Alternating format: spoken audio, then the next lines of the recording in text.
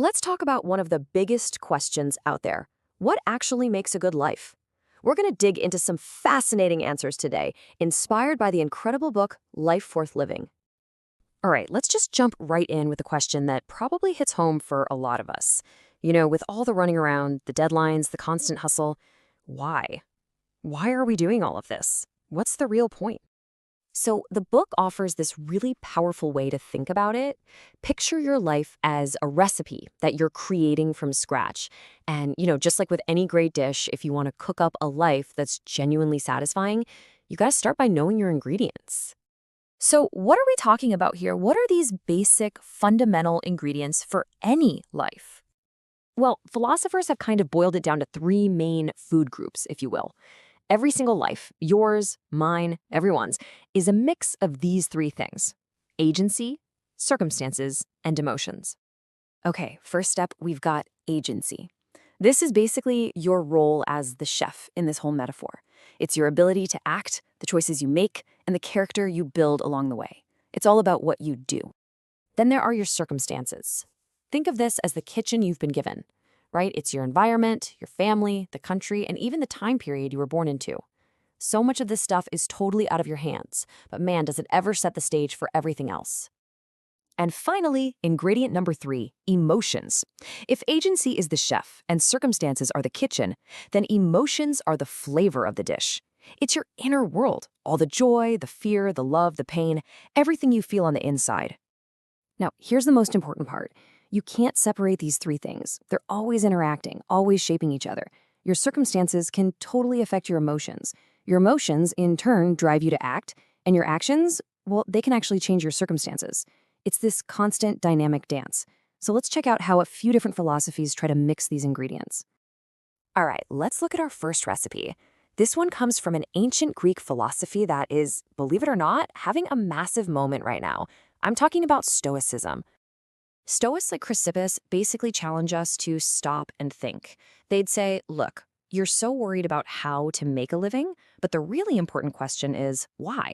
Why are you doing any of this? So for the Stoics, the recipe is actually pretty simple. They pick one ingredient, agency, and make it the absolute star of the show. The only thing that truly matters is virtuous action. Everything else, your wealth, your health, your reputation, those are circumstances. They're out of your control, so the Stoics call them indifferent. A good life for them is all about living virtuously, no matter what happens. Okay, so now for a totally different recipe. This one isn't so much about how you cook, but all about the final taste. Welcome to utilitarianism. If the Stoics were all about agency, utilitarians are all about emotion, specifically happiness. For them, the best action, the best life, is the one that creates the most happiness and the least suffering for the greatest number of people. It's all about that final outcome. And this idea leads to a really famous, kind of wild thought experiment. What if you could plug into an experience machine? This machine guarantees you a life of pure, nonstop happiness. But, and this is a big but, none of it would be real. So, would you do it? Would you plug in? What's absolutely fascinating is how the answers to this question are changing. In the past, most people would say, no way. They valued real experiences, even the tough ones.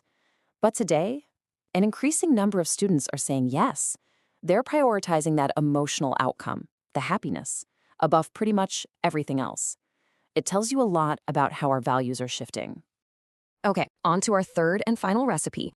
This one comes from ancient China, and it offers a completely different perspective.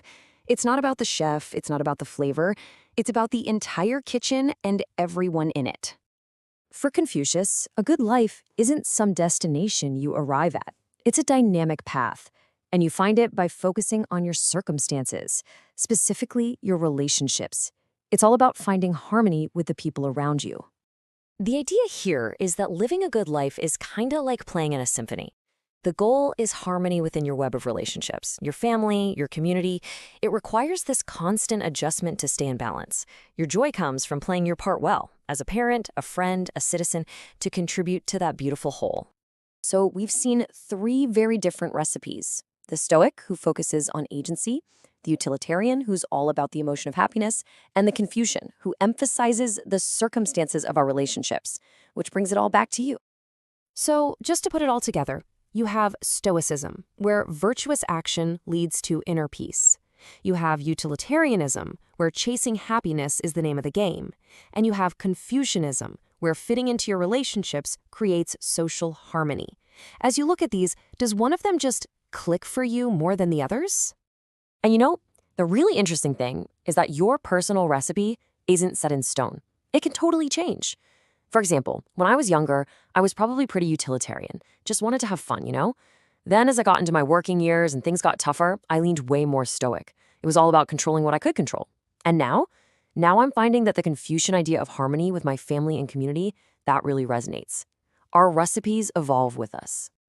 But, a student in the book pointed out something absolutely brilliant. A perfectly harmonious life, well, it doesn't exist, right? Life is messy. It's chaotic. So maybe the point isn't to find one perfect, static recipe. Maybe the real skill is learning how to be a great chef in a beautiful, chaotic kitchen. And that's the real question to leave you with. It's not about finding a perfect recipe. It's about how we learn to live and even thrive in the beautiful chaos.